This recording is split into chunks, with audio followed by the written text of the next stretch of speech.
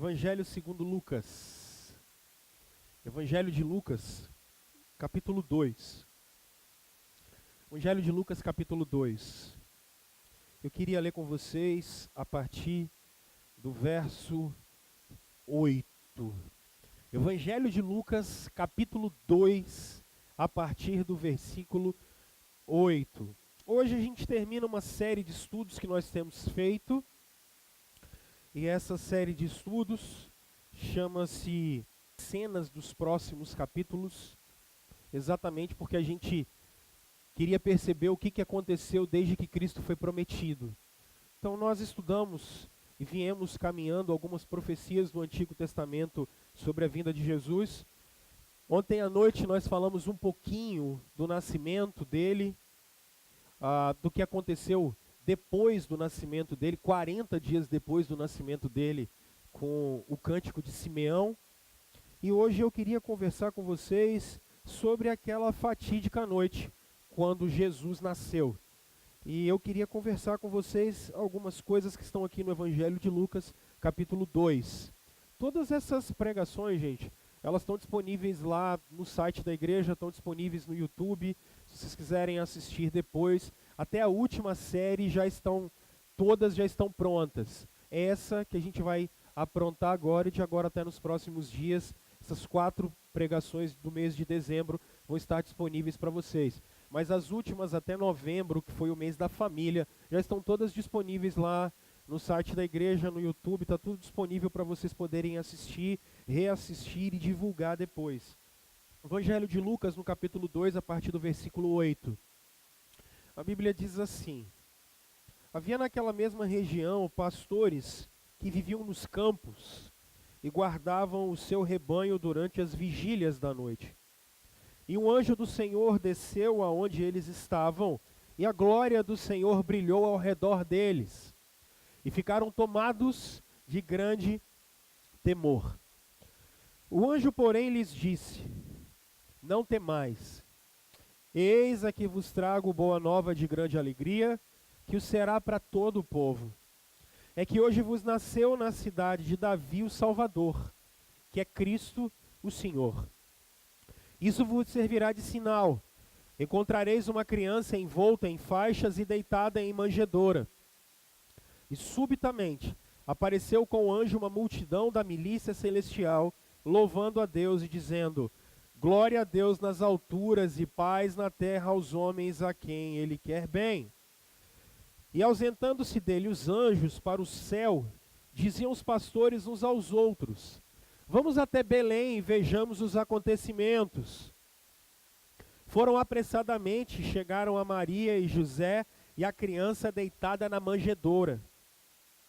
E vendo-o, divulgaram o que lhes tinha sido dito a respeito deste menino. Todos os que ouviram se admiraram das coisas referidas pelos pastores. Maria, porém, guardava todas essas palavras, meditando-as no coração. Voltaram então os pastores, glorificando e louvando a Deus por tudo o que tinham ouvido e visto, como lhes fora anunciado. Pai, em nome de Jesus, abençoa-nos nesse momento, ilumina o nosso coração, para que a gente possa, ao conversar sobre a palavra do Senhor, compreender a palavra do Senhor e glorificar ao Senhor como Deus, em nome do Senhor Jesus. Amém. Amém. Meus irmãos, a promessa da vinda de Jesus é antiga. Na verdade, como nós estudamos nas últimas semanas, os profetas falavam dele. Os profetas menores falaram dele, como Malaquias, por exemplo, no capítulo 4, dizia que o sol da justiça reinaria, e isso 400 anos antes da vinda de Cristo. O profeta Isaías, 700 anos da vinda de Cristo, já dizia como o servo sofredor nasceria, como do tronco de Jessé nasceria um rebento e um renovo, e como o príncipe da paz nasceria. Mas não só isso, porque Davi, quando escreve o Salmo 24, 1000 anos antes de Cristo, diz, como nós lemos aqui na liturgia, quem é o Rei da Glória? Abram-se as portas, porque o Rei da Glória está chegando. Mas 500 anos antes do Davi, o Moisés já dizia, por exemplo, que haveria um profeta depois dele e que nós deveríamos ouvir esse profeta. Na verdade, seja em Gênesis, Êxodo, Levítico, Número, Deuteronômio, escrito por Moisés, porque em Gênesis, já no capítulo 3, na hora da queda, Jesus já é anunciado quando Deus olha para a serpente e diz: porém, inimizade entre ti e a mulher, entre a sua descendência e o seu descendente, esse lhe ferirá a cabeça e tu lhe ferirás o calcanhar. Jesus já foi anunciado na hora da queda. O descendente da mulher, aquele que viria de Maria, já tinha sido anunciado. Ou seja, Jesus já é prometido na queda. Mas muito mais do que isso, porque o Novo Testamento, abrindo mais as cortinas da revelação de Deus, vai nos mostrar que Jesus, na verdade, já tinha sido prometido na eternidade. Por isso que quando vocês lerem o Evangelho de João, João está preocupado com 3 coisas. Quem é Jesus, o que ele veio fazer e quando ia fazer. Por isso que João no capítulo 1 diz que no princípio era o verbo, ou seja, no princípio era a palavra de Deus. E o verbo estava com Deus e o verbo era Deus, ou seja, Jesus era Deus com o Pai e o Espírito. Por isso Paulo em Colossenses no capítulo 1 vai dizer que ele é o primogênito de toda a criação. Porque o ato criador de Deus perpassa pelo poder da palavra de Cristo.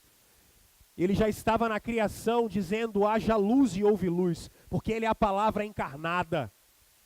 Ou seja, Jesus Cristo é Deus, e quando você olha o Evangelho de João, por exemplo, qual é a sua obra? Ele vai dizer no capítulo 10, eu sou o bom pastor, eu dou a vida pelas ovelhas. Ou seja, ele simplesmente não é Deus, mas ele é Deus que veio morrer e ressuscitar pelos nossos pecados. Mas quando ele veio fazer isso? João no capítulo 11, o Tim Keller comenta isso dizendo assim: quando Jesus olha para Lázaro morto, ele está dizendo o seguinte: Lázaro, sai porque eu tenho que entrar. Sai dessa tumba porque eu tenho que entrar nela. Para que daqui a 3 dias eu possa levantar e você possa viver eternamente. Porque quando é o tempo em que Jesus veio executar a obra de dar a vida eterna para nós? É agora. Não é amanhã, não é depois da manhã.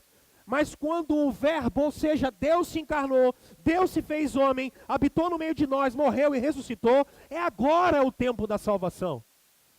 Por isso, a Escritura inteira não está preocupada em provar ciências, ou provar filosofias, sociologias. A Escritura está preocupada em provar como é que Deus veio salvar o homem. É essa a preocupação da Escritura de Gênesis no capítulo 3 até Apocalipse 20. Ela está preocupada em mostrar como é que Deus veio ao encontro da gente. Por isso a noite de Natal ou o dia de Natal precisa ter essa perspectiva. Qual? Deus veio de encontro ao homem. E isso é o Natal. Esse é o Natal. O problema é que dentro disso tudo, nós às vezes nos perdemos. Pelo menos tenho ficado muito contente com a comunidade da gente, porque, como eu disse ontem para vocês, nós temos 2 festas anuais, gente. A gente só tem a Páscoa e o Natal. Como eu disse para vocês ontem, só existe cruz porque existe manjedoura. E só existe a manjedoura para apontar para a cruz. Ou seja, a obra de Jesus é essa. Ele precisava nascer para morrer. E a minha alegria é que, pelo menos nos últimos anos, nós temos parado para refletir sobre isso.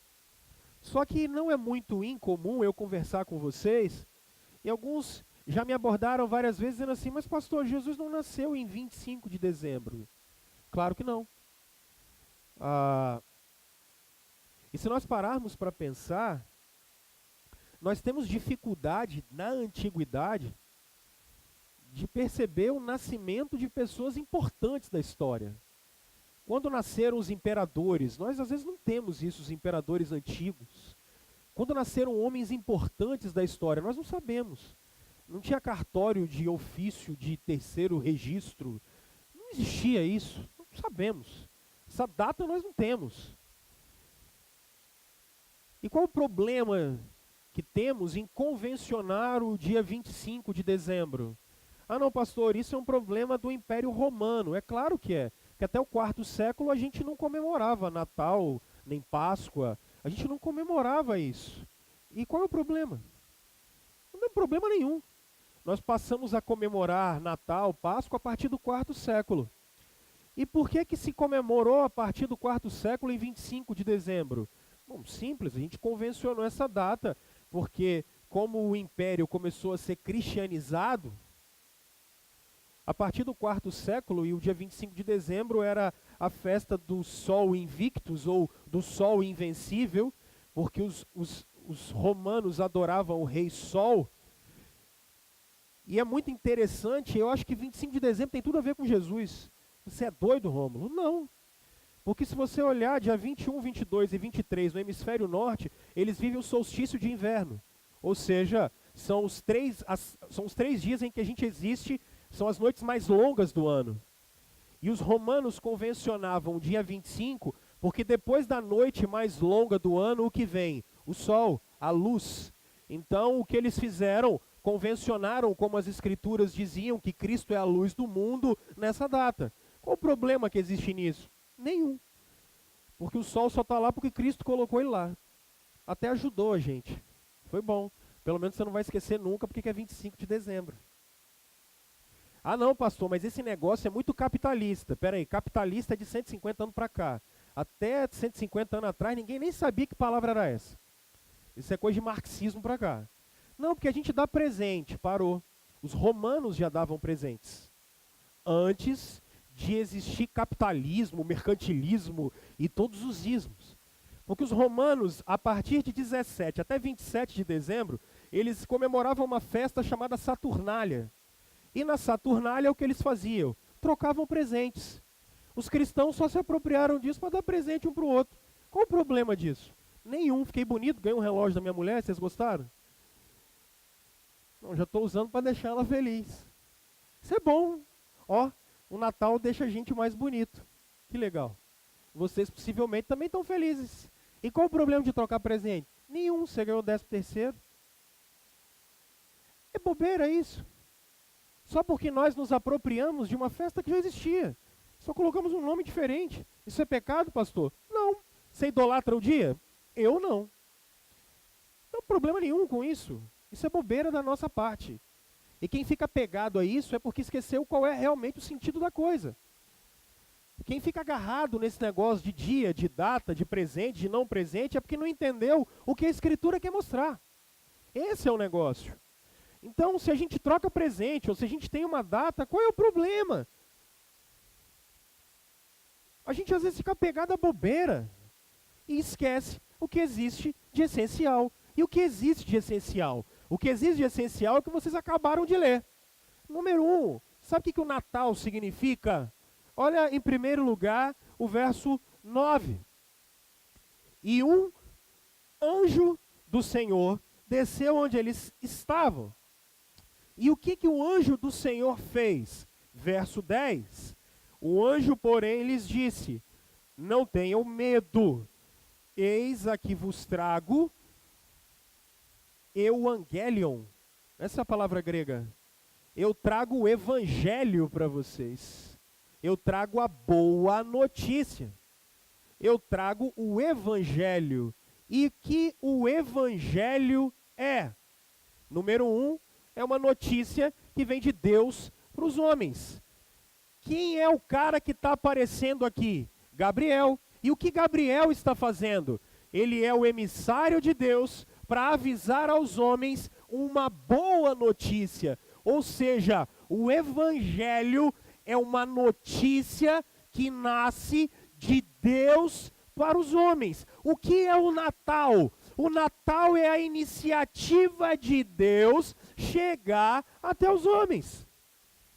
É isso que a Escritura diz. Se tem presente, se não tem presente, se tem árvore, se não tem árvore, se tem guirlanda, se não tem guirlanda, não importa, não interessa. Se tem presente ou não tem. E é engraçado, porque essa história de presente é muito bacana. A gente fica preocupado com isso. E é curioso que quando essa ideia dos presentes chegou até o cristianismo, é porque os cristãos começaram a dar presentes para aqueles menos favorecidos. Por isso a gente herdou essa tradição. E aqui eu acho que esse simbolismo é muito legal. Reparem como é uma iniciativa de Deus chegar até os seres humanos. Um Deus soberano chegando aos menos favorecidos. Deus enviando uma mensagem para nós. O que é o Natal? O Natal é o Evangelho. E o que é esse Evangelho? É a notícia que Deus vem trazer para nós. E aí, irmãos, vamos pensar no seguinte? Não dá para mente humana nenhum ter inventado o Evangelho. Não dá para mente humana nenhuma ter inventado um personagem como Jesus. Não dá para mente humana nenhum ter inventado isso aqui. Aí você diz assim, por quê? Eu vou te mostrar daqui a pouco. Número 1, olha para quem é que Jesus, olha para quem é que essa notícia vai chegar. Ela vai chegar para pastores. Eu vou mostrar para você isso daqui a pouco. Jesus é um boca livre. Vive sustentado por mulher. Numa cultura de 2000 anos, ninguém ia inventar um personagem desse. Agora, 2000 anos depois, é fácil a gente falar que inventaria. Agora, 2000 anos atrás, inventar um personagem sustentado por mulher, filho, não teria não, tá? Como não existe na história nenhum. Inventar um personagem que numa cultura como a romana, os romanos, por exemplo, valorizavam um Deus forte, que é o poder, é a força. Por isso, quando você olhar, por exemplo, Paulo em Efésios no capítulo 5, falando assim, maridos, amai as vossas mulheres, como Cristo amou a igreja e se entregou por ela, Paulo ali está querendo combater um ídolo. E que ídolo é esse? É o ídolo do poder romano. Porque o marido mandava na esposa e fazia o que ele quisesse. Para o marido se submeter à esposa, ele precisava quebrar um ídolo que era o poder. Aí você vai me dizer que há 2000 anos inventaram um Deus que se fez carne, ou seja, que abandonou a sua glória para vir para cá. Você está de brincadeira comigo, né? É a mesma coisa que você querer vender peixe vencido na feira ali e cobrar R$100 o quilo, cara. Não existe isso. É uma mensagem que não cabe na mente humana, não dá para ser inventada. Aí falar que esse Jesus foi inventado por nós e que ele se encarnar, Deus se encarnar, Deus tomar forma humana para o mundo grego, como era naquela época. Você precisa se lembrar que os gregos não acreditavam que Deus poderia ter uma forma humana. Os judeus muito menos. Porque quando Jesus vem à terra, o problema maior e a briga maior é, como eu fiz na introdução, ele olhar para os judeus e dizer assim, eu, antes de Abraão, eu sou. Quando Abraão viu o meu dia, ele se alegrou. Sabe o que Jesus está dizendo? Eu sou Deus. Aí você falar que para os principais pensamentos da época, romanos, gregos e judeus, alguém inventar um Deus desse? Quem é que ia inventar com uma escola de aprendizado, como era a escola platônica? E deixa eu só te mostrar o que é isso. Os caras acreditavam na antiguidade que os melhores é que deveriam governar. Essa história de democracia como nós temos hoje, em que o voto do rico vale a mesma coisa que o voto do pobre, isso é novo. Na antiguidade isso não existia. Eram os melhores que deveriam governar. A aristocracia era burguesa. Aí você vai dizer que Deus vai nascer num lugar igual esse aqui. Isso aqui ainda está bonito demais. Com aquelas crianças ontem vestidas de animaizinho. Você está falando que Deus vai nascer num negócio assim. É brincadeira um negócio desse. Como é que você vai inventar uma história dessa? Há 2000 anos. Isso é impossível. Essa mensagem só pode ter nascido de Deus. Porque ainda me chamar 12 semi-analfabetos para poder programar a sua mensagem é brincadeira. Para poder proclamar a sua mensagem, você jura que se você tivesse um negócio, você colocaria, você falou assim, olha, pensa só na cabeça de Deus, Deus só tem uma chance. Jesus veio, só tinha 3 anos de ministério. Aí ele entregou na mão de Pedro, Tiago, João. Cara, um monte de semi-analfabeto. Você faria isso com sua empresa? Você chegaria, olharia uns caras na rua e falaria assim, ei, vem cá, vamos tomar conta aqui do negócio para mim. Não dá para ter inventado. Tem que ter nascido no coração de Deus. Mais maluquice, a mensagem ainda é, o cara morre no 3º dia, ele ressuscita e quem é que dá a notícia? uma ex-prostituta. Tá de brincadeira. Como é que você inventa isso? É impossível. Madalena vai dar notícia? Quem é que vai dar? Parem para pensar. Quem é que vai dar vazão ao que uma ex-prostituta falava? Essa mulher estava um dia desse ali na esquina, agora ela veio aqui falar que Deus ressuscitou? Fala sério, menina. Tá maluca? Volta para lá. É porque se a gente não parar para pensar nos detalhes, a gente cai no conto e a gente esquece a essência. O Evangelho, ou o Natal, ou é isso que nós estamos aqui, isso não pode ser inventado. É impossível. Isso nasceu de Deus. E é isso que o texto mostra para nós. Gabriel vem anunciar que Deus nasceu.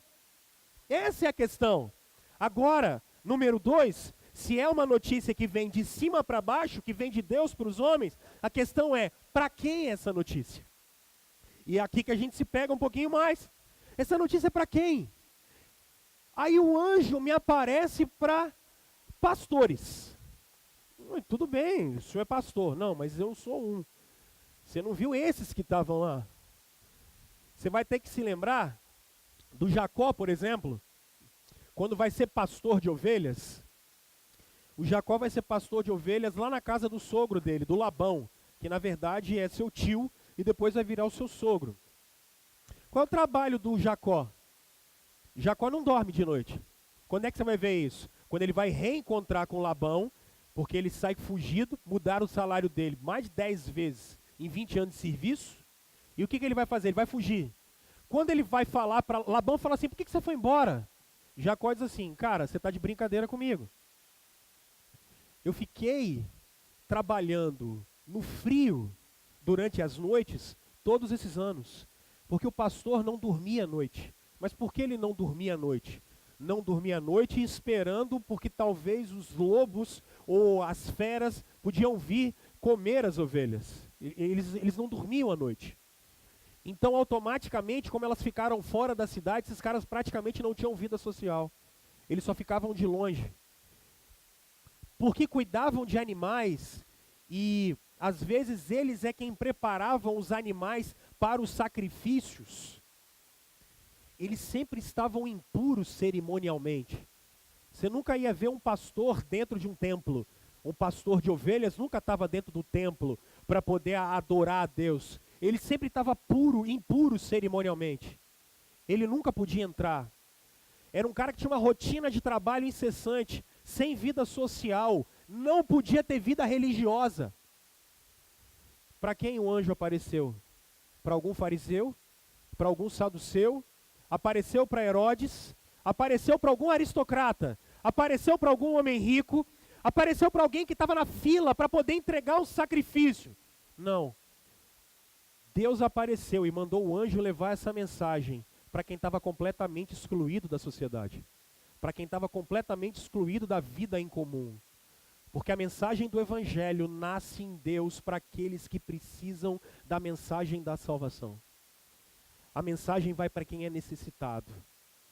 A mensagem não é de um Deus que vem para homens ricos, poderosos, grandes, fortes.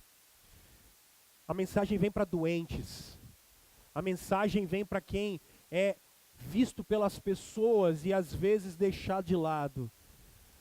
A mensagem não é uma mensagem que veio para poderosos, mas é uma mensagem para pobres. E é por isso que Cristo vem dizer, e quando eu estou dizendo pobre, eu não estou falando de conta bancária, não é isso. Nada a ver uma coisa com a outra. Eu estou querendo dizer porque Cristo aparece em Mateus capítulo 5, dizendo que bem-aventurados são os pobres de espírito. Esse é o Evangelho, esse é o Natal. Pobres de espírito são aqueles que entendem que não são capazes de se sustentar na vida, porque precisam de alguém para lhe sustentar. Pobres de espírito são aqueles que entendem que não dão conta da própria vida e precisam de alguém para os ajudar. Pobres de espírito são aqueles que precisam de salvação. Que mensagem é essa? É uma mensagem que nasce em Deus. E nasce para gente como a gente. Nasce para gente imperfeita. Nasce para gente que é jogado à margem. É essa a mensagem do Natal. Ela vem de Deus e vem para nós. Terceiro lugar. Ah, qual o conteúdo dessa mensagem? Se por um lado, de onde ela procede, ela vem de Deus. Para quem ela é? Para pobres de espírito. Qual o conteúdo dessa mensagem? O verso 10 vai dizer para nós, quando ele diz assim, número 1 é uma boa nova de grande alegria.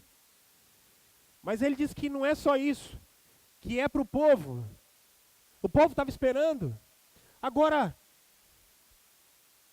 qual o conteúdo disso? Ele diz, hoje nasceu o Salvador, que é Cristo e que é o Senhor. Pensem nessas 4 palavras. Primeiro, é uma mensagem de alegria, é uma mensagem de salvação, é uma mensagem em que o Cristo nasceu e é uma mensagem em que o nosso Senhor nasceu. Qual é o conteúdo do Natal? O que significa isso? Simples. Começa de trás para frente. Ele está dizendo, o rei nasceu. Por isso ele usa essa palavra Kyrios. Ele está dizendo, o Senhor nasceu. O Senhor não está em palácios. O rei do universo, o criador do universo, ele não nasceu em outro lugar, senão num lugar simples. É engraçado que essa ideia de presépio aqui, ela é uma ideia mais nova ainda. Porque o texto diz que ele nasce numa manjedoura, mas não diz que ele nasceu num presépio. Isso é uma ideia de Francisco de Assis. Essa ideia de presépio, uma coisa do século XII, XI, XII. A Bíblia não traz essa ideia de que Jesus nasceu num presépio. Mas Francisco, quando coloca esse conteúdo de que ele nasce num presépio,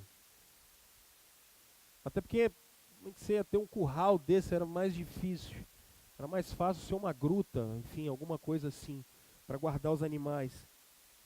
Mas o que importa é a ideia de que o rei nasce num lugar simples. O rei veio perverter aquilo que a gente acha que é correto. Quem é que está nascendo? Está nascendo o cara que é o governador de todas as coisas. Está nascendo o Senhor. Está nascendo alguém que a gente vai olhar um pouquinho mais para frente. Está nascendo alguém que é capaz de olhar para os demônios e os demônios se ajoelham diante dele. A gente está olhando para alguém, quem é que está nascendo? Alguém que quando diz, acalma, a criação se acalma, o mar se acalma. É alguém que, quando olha para um cego e manda ele enxergar, ou encosta em alguém que tem lepra, essa pessoa é curada. É alguém que fala para a morte, dá um tempo, e a morte para, e uma menina ressuscita, ou a sogra de Pedro é curada, ou ele sai como Lázaro, sai da tumba e vem para fora.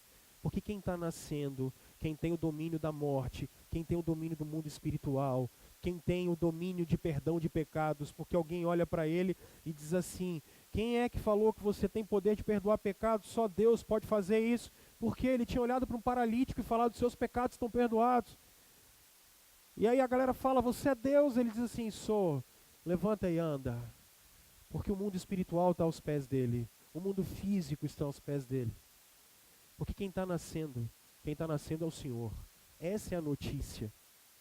A notícia de que Jesus está nascendo é porque o governante do universo está vindo aqui.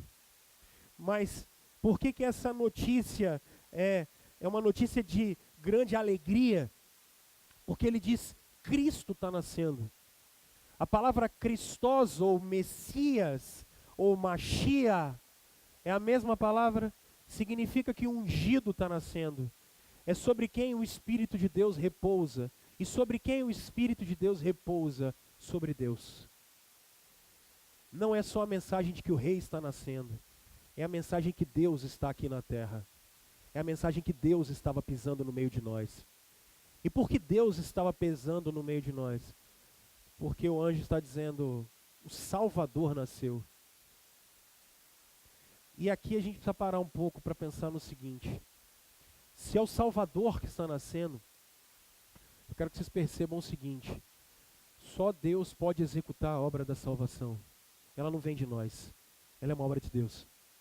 Quem está nascendo é Deus. Quem está se encarnando é Deus. A salvação é pela graça. Ela depende de uma obra exclusiva de Deus. Porque é Ele vindo de encontro ao homem. E quem está nascendo? Aquele que vai morrer pelos nossos pecados, aquele que vai cumprir a lei no nosso lugar, porque nós não conseguimos chegar no padrão de Deus nunca. Então quem está nascendo? Deus. Porque quem tem que morrer? Deus. Porque quem vai fazer paz com Deus? Ele mesmo. É uma obra da graça. O Salvador está nascendo porque Deus vai se reconciliar com Ele mesmo em favor do ser humano. E nós podemos ter livre acesso a Ele. Por isso, essa é uma mensagem de alegria. É uma mensagem de alegria. Porque Deus se importou conosco. Porque Deus se importou com a raça humana. Porque Deus se importou comigo, se importou com você.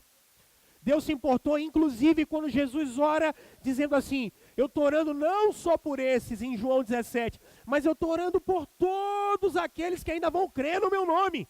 Inclusive eu, inclusive você. Há 2000 anos, Jesus estava parado num jardim, orando por mim e orando por você. Todos nós que creríamos que Deus se fez carne, habitou no meio de nós, o rei estava nascendo, Deus estava nascendo para se entregar pelos nossos pecados. Por isso, qual é o conteúdo dessa mensagem, gente? É uma mensagem de salvação. É uma mensagem que Deus está no meio da gente. É uma mensagem que Ele veio assumir o trono dele de volta. Por isso Ele é o rei. Porque se lá no Éden Satanás tentou, através da raça humana, roubar o trono, se Adão e Eva tentaram tomar o lugar de Deus, Deus não divide sua glória. Então Jesus vem para dizer o seguinte, isso aqui é meu, quem criou fui eu, inclusive eu e você pertencemos a Ele. Essa é a mensagem do Natal. Deus veio ao nosso encontro. Veio ao encontro de homens e mulheres miseráveis. Para quê? Para trazer uma notícia de que você pode se unir a Ele novamente. Ele veio reassumir o trono. Ele veio sentar no lugar que é dele, ele não divide com ninguém. É por isso que Jesus, quando subiu aos céus, sentou à direita do Pai. Se significa isso, todos os generais da antiguidade, quando ganhavam alguma guerra, eles sempre sentavam na destra do imperador. E isso significava autoridade para ele. Esse é o lugar de Cristo Jesus, o lugar de rei, o lugar de autoridade. Qual é a mensagem que vai trazer o Natal? Uma mensagem que precisa ser de alegria.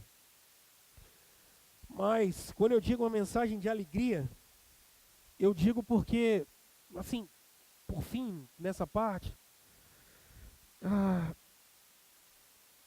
eu estava escutando alguém falar alguma coisa em algum lugar que eu já não lembro nem onde é, e aquilo, eu comecei a refletir sobre aquele negócio.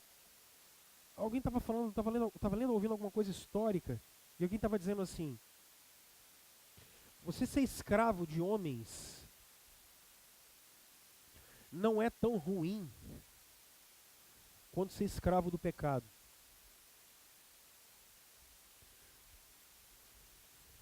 Se você fosse escravo de homens, o castigo é na carne, a privação é da liberdade, talvez, de ir e vir. Mas já imaginaram a escravidão do pecado? Você que se converteu sabe do que eu estou dizendo. É isso que Jesus veio fazer. Livrar a gente dessa escravidão. O que eu acho bonito para a vida dos crentes, a gente pode dizer não ao pecado de uma maneira proativa. A gente pode dizer não ao pecado em resposta ao amor de Cristo. Por que eu não peco? Por que eu escolho não pecar?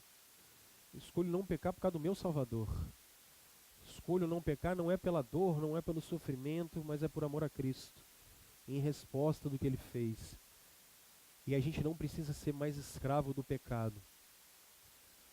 É uma boa nova de grande alegria. Por fim, se você olhar o verso 13 e o verso 20, eles são muito interessantes. Olha o verso 13 comigo. E subitamente apareceu com o anjo uma multidão, uma milícia, milhares de anjos, louvando a Deus, dizendo, glória a Deus nas maiores alturas e paz na terra aos homens a quem Ele quer bem. Agora olha o verso 20. Quando os pastores foram, viram o que estava acontecendo. Olha o que eles voltam, então os pastores, glorificando e louvando a Deus.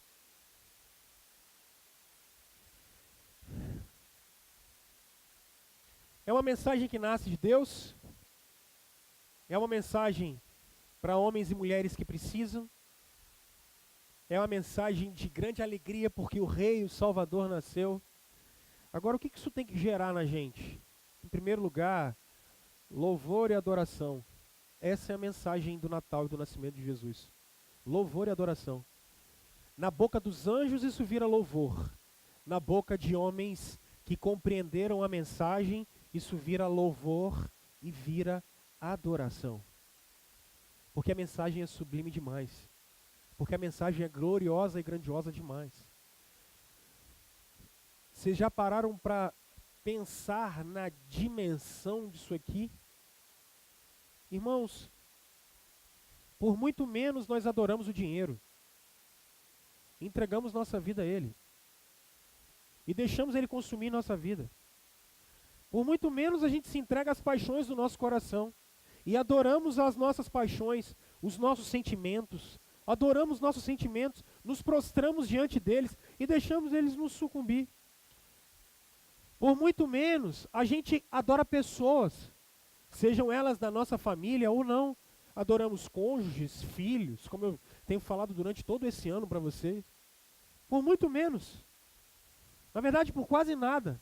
Adoramos as nossas carreiras, adoramos a nossa imagem, adoramos a nós mesmos. Por muito menos. Por uma simples olhada no espelho, você já se auto-adora. Você se glorifica.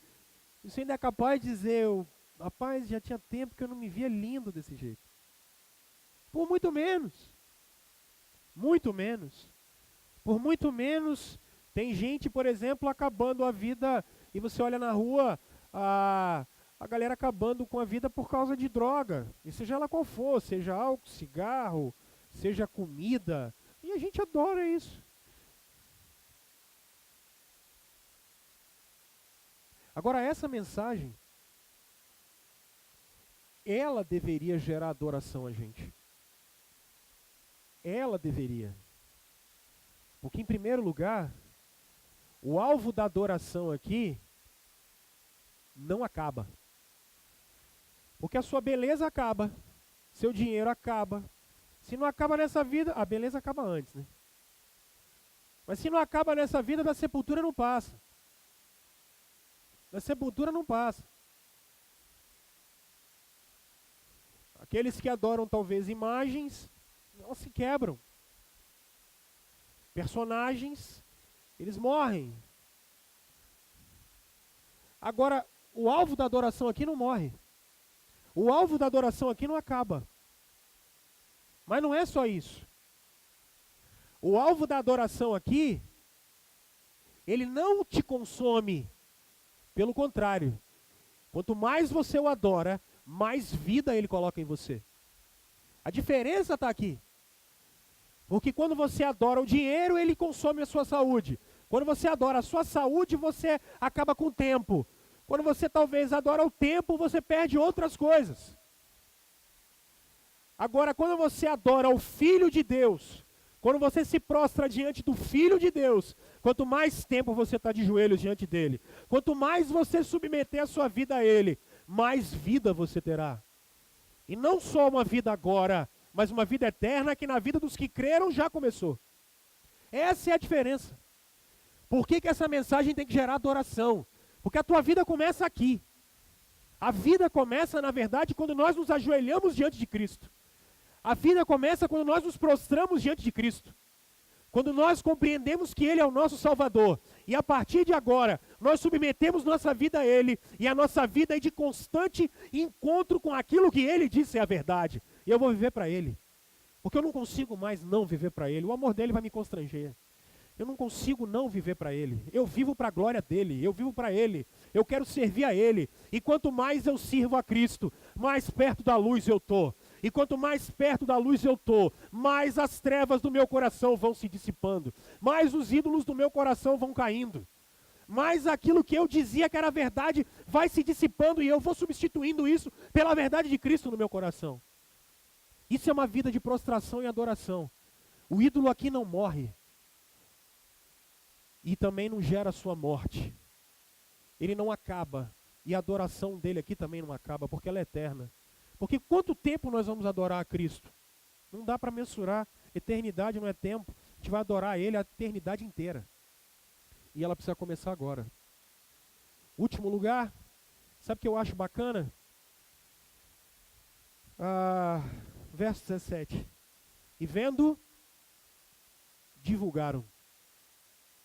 Divulgaram. Nasceu em Deus. Para gente que precisa. Dizendo que é uma boa nova de salvação. Precisa gerar glorificação. Por fim, tem que gerar proclamação e divulgação. Os caras, quando viram Jesus, não aguentaram.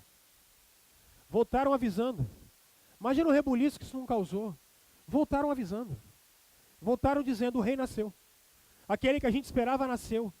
Quando nós vimos ontem, quando a gente estudou rapidinho o cântico de Simeão, ele levantou Jesus e falou: Senhor, eu posso morrer em paz. Quando Ana, logo depois, vê Jesus, ela começa a falar. Os magos saem do Oriente. E aí você fala assim: da onde esses magos apareceram? Bom, é só você se lembrar que quando Esther ainda era rainha e o rei mandou divulgar que não era para acabar com os judeus, toda a mensagem tinha chegado no império todo. Quando Nabucodonosor, lá no livro de Daniel, se converteu, ele mandou avisar todo mundo que não era para fazer uma estátua, era para que se adorasse o único Deus verdadeiro. O mundo inteiro sabia a mensagem de Jesus que ele ia chegar. Deus já tinha preparado o mundo para a chegada do Messias. Desde o cativeiro ele já tinha preparado o mundo. E é interessante que a extensão do império naquela ocasião vinha desde a China e da Índia até a África inteira e a Europa inteira. O mundo estava esperando a chegada do Salvador. Essa mensagem já era para todos. E o que ela precisa gerar em mim e você hoje? Irmãos, a boa nova é uma boa notícia. Notícia foi feita para ser veiculada. Notícia foi feita para ser espalhada. Os caras, quando viram aquilo, não conseguiram ficar quietos. A questão é, nós que compreendemos o Natal, conseguimos ficar calados? Nós conseguimos ficar calados? Tem um cara que escreve um livro muito legal, o David Nicholas. Escreveu um livro muito simplesinho. E ele fala assim, o nome do livro é O que Fizeram do Evangelho. E ele começa a falar bem assim: você diz que você não sabe pregar o Evangelho. Você diz que você não sabe falar do Evangelho. Você não sabe falar da boa notícia. Eu acho muito legal isso. Ele diz: se talvez você não saiba falar, comece falando do que aconteceu com você.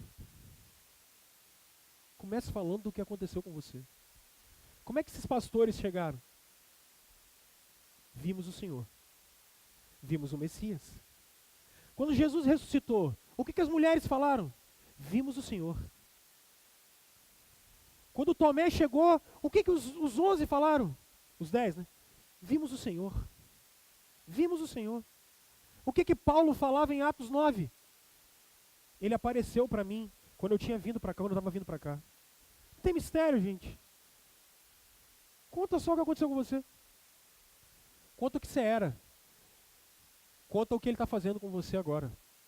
Ponto final. E aí você faz o único convite. Vem e vê. Vem e vê. Se fizeram comigo, pode ser feito com você também. O Natal é uma mensagem para ser divulgada. É uma mensagem para ser divulgada. Deus abençoe as nossas vidas. Deus nos abençoe. E que você compreenda esse tempo e esse período. Porque Deus fez esse plano ainda na eternidade. Quando não havia tempo, Deus programou a vinda de Cristo. Antes de ele falar haja luz, ele já tinha programado que a segunda pessoa da Trindade nasceria de Maria. E no tempo certo, essa mensagem se encarnou. Viveu, morreu, ressuscitou. E que é uma boa notícia. Ele vai voltar. Ele vai voltar. Não para o Natal, mas para as bodas dele. Sabe que bodas são essas? O nosso casamento com ele. porque não há separação entre nós e Cristo. Viveremos com Ele eternamente. Celebraremos a Cristo eternamente. E eternamente nós vamos lembrar do dia em que Ele veio, do que Ele fez, e como foi Ele morrer e ressuscitar, e como foi Ele vir nos buscar. Eternamente nós celebraremos nosso Salvador. Deus abençoe você e nos abençoe para que a gente possa avisar o mundo disso.